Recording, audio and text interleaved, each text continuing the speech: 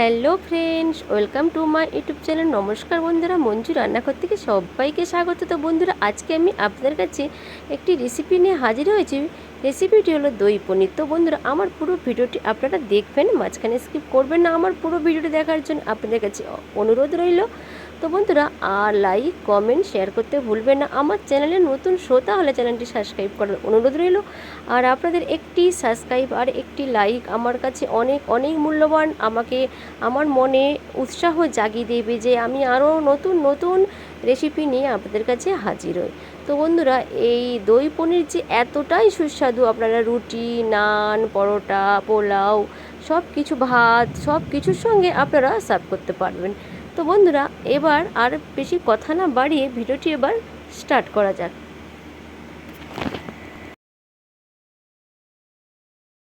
বন্ধুরা, পনিরের জন্য প্রথম আমি একটি মশলা পেস্ট করে নেব। দিয়ে দিচ্ছি 2 চামচ পোস্ত,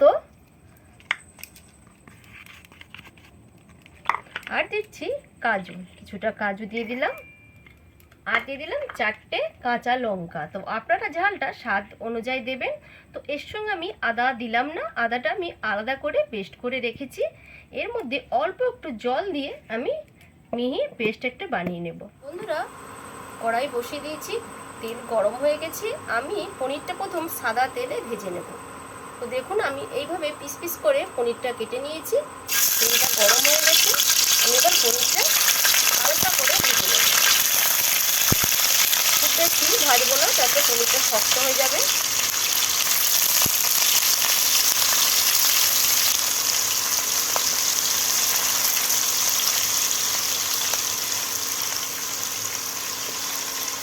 আর আমি হালকা হাতে এগুলোকে আমি ঘুরিয়ে নেব।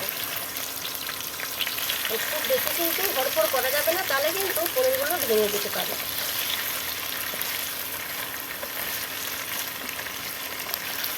আমি আর একটু সময় ভেজে পনিরটা কিন্তু নামিয়ে নেব। একটু বন্ধুরা, হালকা করে আমি ভেজে নিয়েছি। এবার এটাকে আমি সরিয়ে দিয়ে একটু জল গরম বসিয়ে দিচ্ছি। বন্ধুরা, জলটা উষ্ণ গরম হয়ে গেছে। এবার দিয়ে দিচ্ছি অল্প একটু লবণ আর অল্প একটু হলুদ। তো বন্ধুরা, আপনারা হয়তো ভাবছেন যে এই জলের মধ্যে হলুদ আর লবণ কেন দিল। তো এই পনিরটা, ভেজে রাখা পনিরটা যদি আমি গরম জলে কিছুক্ষণের জন্য ভিজিয়ে রাখি, তাহলে পনিরটা খুব সফট হয়ে যাবে আর খেতেও দারুণ লাগবে। মুখে দিলেই কিন্তু পনিরটা তখন মিলিয়ে যাবে। আমি বেশিক্ষণ নয়, 5 মিনিটের জন্য আমি এটাকে গরম জলে ভিজিয়ে রেখে দেব। এবার চলে যাব পরের স্টেপে। বন্ধুরা, ওই সেম তেলে একটু রিফাইন তেল ছিল, আর ওর মধ্যে আমি দিয়ে দিয়েছি সর্ষের তেল। দিয়ে এবার আমি দিয়ে দিলাম 3টে তেজপাতা, 2টো গোটা লঙ্কাকে আমি মাঝখানটা ফাটিয়ে নিয়েছি, নাহলে ফাটবে। আর দিয়ে দিলাম দারচিনি আর এলাচকে আমি ফাটিয়েছিলাম, সেটাকে আমি দিয়ে দিলাম। এবার আমি দিয়ে দিলাম সাদা জিরে। মশলাটা থেকে সুন্দর একটা গন্ধ বেরোনো অবধি আমি অপেক্ষা করব। এবার আমি দিয়ে দেবো আদা বাটা। আমি দিয়ে দিলাম 1 চামচ আদা বাটা। আমি কিন্তু বাটিটা একেবারে লোতে দিয়ে দিলাম, কারণ মশলাটা না হবে লেগে যেতে পারে।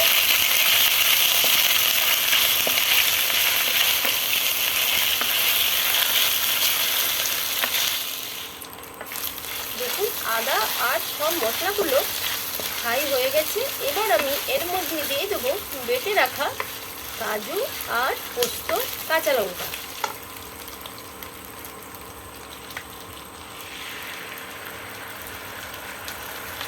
আর এর সঙ্গে দিয়ে দিচ্ছি 1/2 চামচ হলুদ। আমি কিন্তু হলুদটা নাও দিলে হতো, তো অল্প একটু কালারের জন্য হলুদটা দিয়ে দিলাম। এবার ওই বাটি আর মিক্সার গ্রাইন্ডারটা ধুয়ে আমি একটু জল অ্যাড করে দেব। দিয়ে দিলাম বাটিটা ধুয়ে একটু জল। এবার আমি অনবরত নাড়তে থাকবো আর দিয়ে দেবো এতে অল্প একটু লবণ, কারণ আমি পনিরের যে জলে ভিজিয়ে রেখেছি ওতে আমি দিয়েছি লবণ, তার জন্য পরিমাণটা আমি স্বাদ অনুযায়ী, স্বাদ বুঝে আমি দেবো লবণ। এখন আমি অল্প একটু দিয়ে দিলাম। এবার আমি দিয়ে দিচ্ছি ওর মধ্যে অল্প একটু 1/2 চামচ মতো লঙ্কা গুঁড়ো। তো আমি কিন্তু দিয়েছি কাঁচা লঙ্কা 4টে। এবার ঝালটা আপনাদের স্বাদ অনুযায়ী আপনারা দেবেন। আর অনবরত কিন্তু এই মশলাটা নাড়তে হবে, নাহলে কিন্তু বাদাম আছে এটা কিন্তু কড়াইতে লেগে যেতে পারে। দেখুন বন্ধুরা, মশলা থেকে তেল ছেড়ে দিয়েছে। এবার আমি দিয়ে দিলাম ভিজে রাখা পনিরগুলো। জলটা আমি ছেঁকে নিয়েছি। এবার আমি পনিরগুলোকে, দেখুন কত সুন্দর পনিরগুলো সফট হয়ে গেছে দেখুন। এবার পনিরটা আমি দিয়ে দিলাম।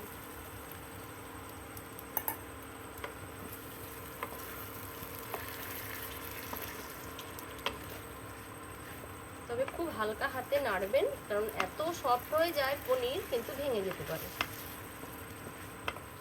দেখুন বন্ধুরা, যেই হলুদ জলটার মধ্যে আমি ভিজিয়ে রেখে দিয়েছিলাম পনির, সেই জলটা আমি এর সঙ্গে অ্যাড করে দিলাম। দিয়ে একটু ফুটে যাওয়া পর্যন্ত একটু অপেক্ষা করব। বন্ধুরা, নিরামিষ পনির রেডি হয়ে গেছে, কিন্তু দেখুন গ্রেভিটা কমে এসেছে। এবার আমি দিয়ে দিলাম ফেটি রাখা টক দই। তো বন্ধুরা, টক দইটা কিন্তু আপনারা রুম টেম্পারেচার রাখবেন, পট করে ফ্রিজ থেকে বের করে দেবেন না, তাহলে কিন্তু ছানা ছানা হয়ে যাবে, তখন দেখতে ভালো লাগবে না আর খেতেও কিন্তু ভালো লাগবে না। এই টক দইটা দিয়ে দিলে পনিরের স্বাদটা কিন্তু একেবারেই পাল্টে যাবে, আর খেতে এত সুন্দর লাগবে যে মুখে দিলেই লেগে থাকবে। এবার আমি সবশেষে দিয়ে দিলাম হাফ চামচ চিনি। তো চিনিটা দিলাম স্বাদটা ব্যালেন্সের জন্যে। আর আমি দিয়ে দিচ্ছি এর মধ্যে হাফ চামচ ভাজা মশলা। তো আপনারা পারলে আপনারা ঘি বা বাটার দিতে পারেন, আমি দিচ্ছি না, আপনারা দিতে পারেন। হয়ে গেল নিরামিষ পনির। আপনারাও বাড়িতে এইভাবে করে একবার দেখবেন, খেয়ে খুব ভালো লাগবে। আর খেয়ে কিন্তু আমাকে কমেন্ট করতে ভুলবেন না। আর একটু গ্রেভিটা কমে যাক, তারপর আমি এটাকে নামিয়ে দেবো। নিরামিষ পনির রেডি। তো আজকের মতো বন্ধুরা ভিডিওটি এখানে শেষ করছি। আমার পুরো ভিডিওটি দেখার জন্য আপনাদের কাছে অসংখ্য ধন্যবাদ। আবার নতুন ভিডিও নিয়ে আপনাদের কাছে হাজির হব। টাটা।